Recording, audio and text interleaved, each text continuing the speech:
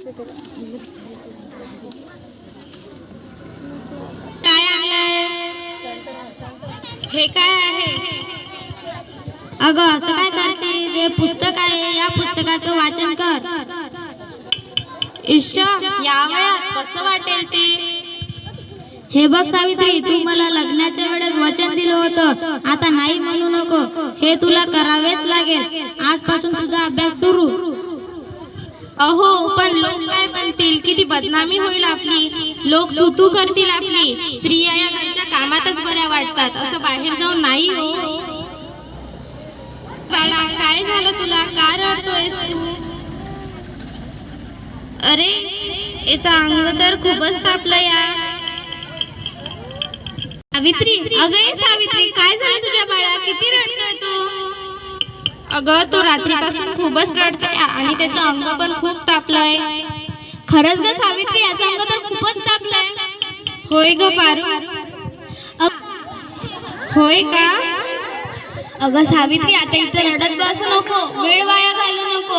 आपल्या गावाबाहेर एक तांत्रिक देवी आलेली आहे, लय झाली उपाय करतात बघते. तिच्याजवळ आपण याला घेऊन जाऊ. वाटलं तर मी येते तुझ्यासोबत.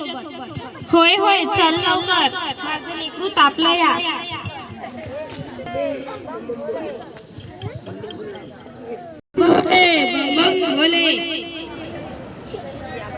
या बाई या, आमच्या देवी तुमची समस्या हल करेल.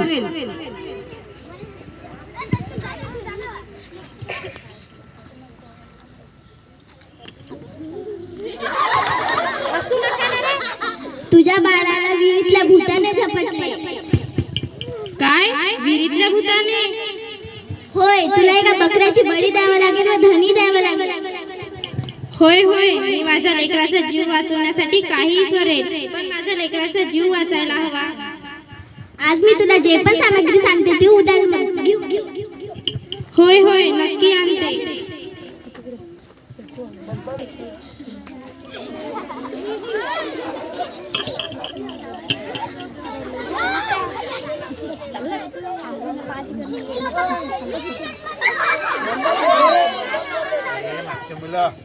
घ्या देवी, तुम्ही सांगितलेली मी सगळी सामग्री आणलेली आहे. तू आता काळजी करू नको, आम्ही आता नैवेद्य दाखवू आणि निश्चिंत होऊन तू घरी जा. हे घे, हे तुझ्या बाळाला लाव. होय होय, आशीष.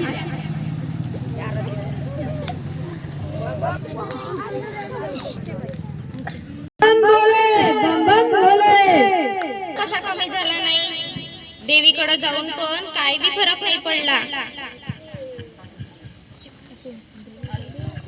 सावित्री, अगं सावित्री, झाला का तुझा बाळ बरा? नाही ग. अगं सावित्री, तू काळजी करू नकोस, लय मोठी जालीम उपाय करणारी देवी होती ते. काही दिवसांनी बरा होऊन जाईल तो. होय होय, आता हीच आशा ठेवावी. बरं ठीक आहे, मी येते आता. रडतोय तो.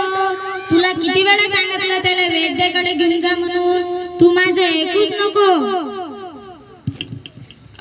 जरा विश्वास ठेवा. हे बघा, याचा ताप पण कमी होतोय आणि कपाळ पण अगदी थंड पडलंय. ए बाळा, उठ ना. उठ ना, डोळे तरी उघड. काय झालं? तुझी आई तुला बोलवतीये. डोळे उघड ना बाळा. हा आज गप्प गप्प का?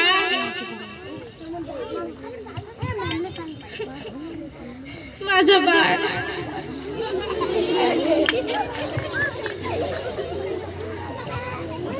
मी अडाणी नाही राहणार. मी शिकेल, मी नक्की शिकेल. कारण उद्या एखाद्या आईला उपचाराच्या कमतरतेमुळे आपल्या बाळाला मुकावे लागणार नाही. मी शिकेल, मी नक्की शिकेल. मला तर माहितीच नव्हतं सूर्य हा पृथ्वीच्या गोल फिरतो म्हणून. अगं, सूर्य पृथ्वीच्या गोल नाही, पृथ्वी सूर्याच्या गोल फिरते. होय का?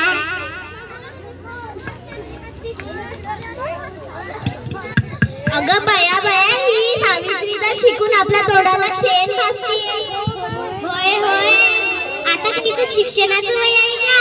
होय बाई, होय होय बाई होय. तिला तर काही लाजच नाही. होय बाई, होय होय बाई होय. जेव्हापासून तिचं लेकरू मेलं तेव्हापासून तिचं शिक्षण मागच लागली. होय बाई, होय होय बाई होय.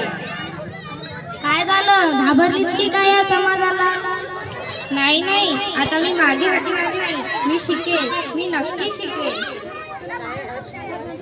तर हेच आहे का तुम्हाला मुंबईवरून तार आलेली आहे? हो हो सावित्री, तुला दिल्लीवरून तार आली आहे. काय? आज हे फक्त तुमच्यामुळे शक्य झालं. तुम्ही जर नसते तर मी एकटी तर काहीच करू शकले नसते. ही डॉक्टरकीची पदवी नसून उद्याच्या सोनेरी क्षणाची चाबी आहे.